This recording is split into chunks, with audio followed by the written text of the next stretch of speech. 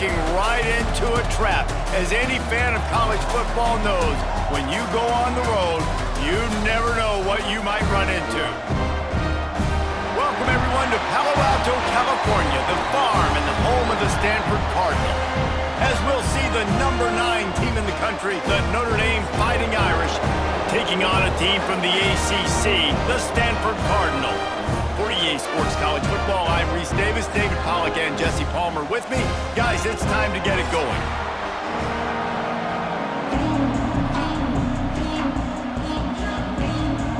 Notre Dame lining up to kick off and get this one started.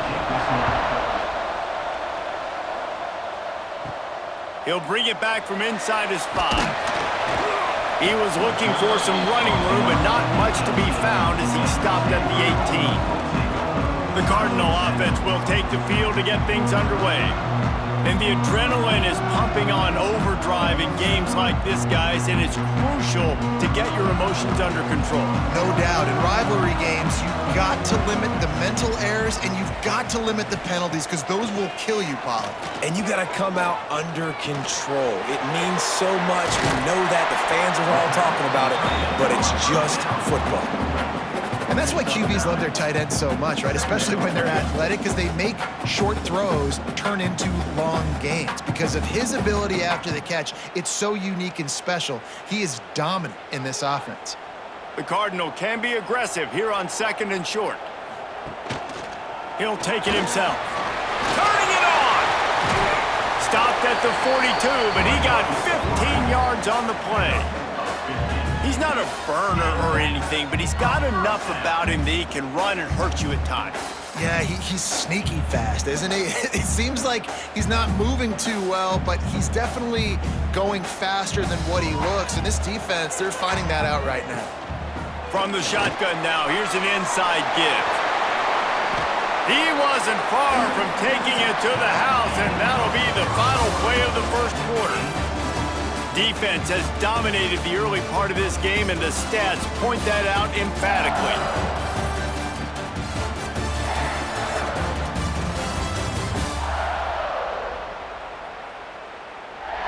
Let's see if the offenses can find a little rhythm as we start the second quarter. They've got a first down here to open the period.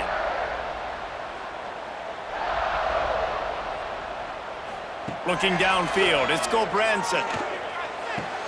Fires to the tight end. The offense wastes no time getting the timeout call.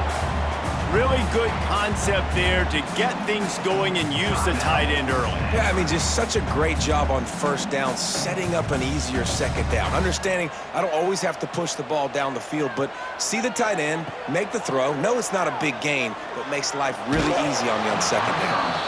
And he got smacked just as he released the pass. It's incomplete. Well, this quarterback's already taken a couple shots from the pocket. There's another one right there that affected his accuracy on that throw. The Cardinal come to the line facing 3rd and short. They'll move the wide receiver. Shotgun snap, wants to throw it on 3rd. Got his man down the middle. They've got it just outside the red zone. They'll move the chains. It's at the 21. And it's tough on the defense there. 3rd down, you're in zone coverage. Everybody's watching the quarterback, and you're trying to make a break on the ball, but he just got it out of his hands too quickly, and the throw was too accurate. Really nothing you can do there, and it's now a fresh set of downs. He finds a dead spot in the middle.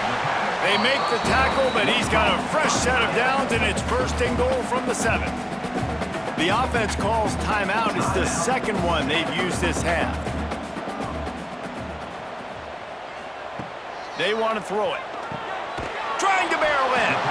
That completion has them right on the doorstep. They'll mark it at the 1. They'll immediately call timeout.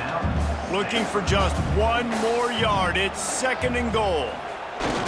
He'll run it to the right, looking for the goal line. How about that defense getting back there? He'll lose a couple.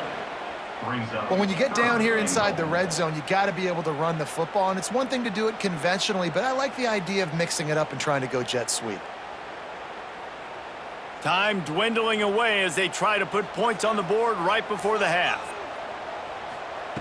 Wants to throw for it on 3rd and goal. Looking to the end zone. Oh, and he dropped it. He had a touchdown right in his hands and couldn't hang on. It'll be 4th down. Well, that last incompletion is a good example of why your timing has to be so good as a quarterback, because the windows, they open and they close so quickly in this part of the field. And with just a few seconds remaining here in the first half, they'll try to kick a field goal. Smashes it between the uprights. And it took until the second half, but we finally get one of the zeros off the board. It's 3-0.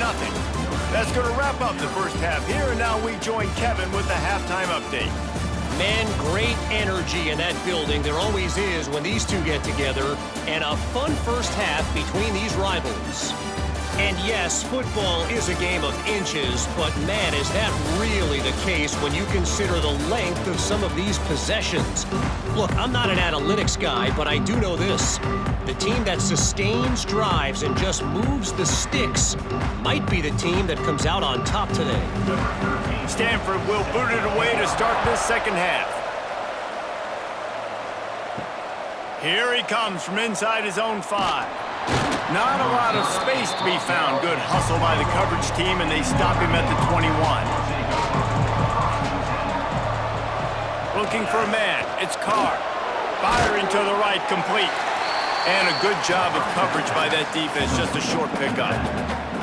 And listen, I know that wasn't a huge gain. It was positive, but I like doing more of that in today's college football. I'm just going to try to give my playmakers a chance to do damage in space away from all the big boys inside. They're dealing with a 2nd and long. Caught in the backfield. It's Pauly. And they'll stop him just short of the first down, just inches away from moving the sticks. The thing I like about this slot receiver, he's really intentional in his route running. The quarterback always knows exactly where he's going to be on the field. They've got great chemistry together. Time winding down in the quarter as they come to the line.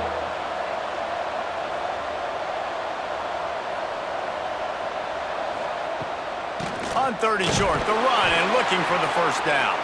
And with that effort, they pick up a fresh set of downs. They have it at the 34-yard line. We've reached a break, and it is Stanford holding the lead. They've done the work to build a nice cushion. Now to bring it home as we check out the stats after 3 quarters. Not only is the scoreboard on their side, but so too is time as we open the 4th. They'll go back to work with a first down in the final period. To the air on first down. Connection to the right. The offense gets a quick timeout. At this point, every second is precious. Man, this quarterback is going to have to be deadly accurate here in this 2-minute situation, right? And that's really what he's had to be all game long. He hasn't had a lot of yards because the coverage has just been so tight. He's had to be pinpoint perfect. It's been hard just to find completions, no doubt. That's going to be the same thing here in this 2-minute drive. You got to like this defense, man. All game long, great job tackling the football. Like, you throw it on the perimeter, they're coming up. They're not giving the run after the catch to these receivers. A lot of times you see so much damage done after the catch. This defense has... Makes the catch at the 20. Gets it all the way inside the 20-yard line to the 19 before being hauled down. Notre Dame coming to the line with another first down. They're threatening to score, and they'll throw it. Fires to the middle. He just about put this game away if he'd been able to hold on to that one. Instead, it's second down. Well, I know it hasn't been a tremendous day statistically for this quarterback, but his decision-making has been good enough to win this game. Hasn't thrown a lot of TDs so far, but when things aren't open, he throws it away like on that play right there. He's not putting his team in a bad spot, and that's why they still have a shot to walk out of here with a W. Man, this late in the game, it's go time. I got to have a score. I'm not worried about downs. I'm going through my 2-minute script. We know what's coming. We practiced this all week. It's second down, incomplete pass, go to third down. If we need to go for it on fourth down, this offense just has to keep that high energy up and try to run these plays fast. Dropping back, it's Carr. Grab near the sticks, it's Pauly. The offense uses a timeout, 20 ticks remaining. got to give this defense tons of credit. How good have they been on the back end in coverage? It just feels like every time this QB has thrown the ball, it's been contested. They haven't given up a lot of yards, and they need to continue to be great in coverage with the lead in this 2-minute situation. All the plays, all the plans, all the schemes, and it will be decided on this kick. Oh, and he missed it. No good. And after the miss, they're still down by a field goal. Well, everybody in the stadium thought that was an automatic 3. Not so fast. Bad miss by the kicker. Their work here is virtually done. No need to take any more chances. They'll line up in victory formation. And the quarterback's just going to take a knee. A hostile environment can have a major impact on even the most composed, well-prepared team. So how much did the crowd play a factor in this upset? Well, this is what makes college football so great, the home crowd and how they were able to impact this game. No doubt about it, David. They played a big factor. And they're still jacked up, and they're still excited. They play a big factor, and it affects everything. College football, road atmospheres, they're tough. Even when the team isn't ranked like they weren't today, these are the types of moments that can jump up and bite you. That's going to do it from here. For David Pollack and Jesse Palmer, I'm Reese Davis, and you've been watching another presentation of EA Sports College Football.